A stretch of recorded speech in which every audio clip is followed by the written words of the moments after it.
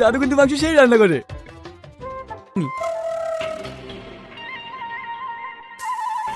আসুন ভিতরে আসুন।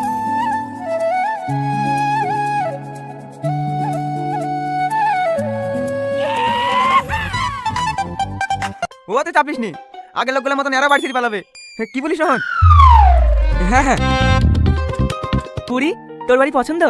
হ্যাঁ আব্বু, ঘরগুলো তো সব ঠিকই আছে, আর তাছাড়া কলেজটাও এখান থেকে কাছে, যাতায়াত করতে সুবিধা হবে। না না, আসলে এই বাড়িতে 1 মাসের বেশি কেউ থাকে না তো। মানে বাড়িতে কোনো ভূত টুত নাই তো? আরে না না, ব্যাচেলারগুলো একটু বদমাইশি করে তো, তাই কেউ থাকতে পছন্দ করে না। ও, বুঝতে পেরেছি। আমরাও দেখছি এই বাড়িতে ওরা কতদিন থাকতে পারে।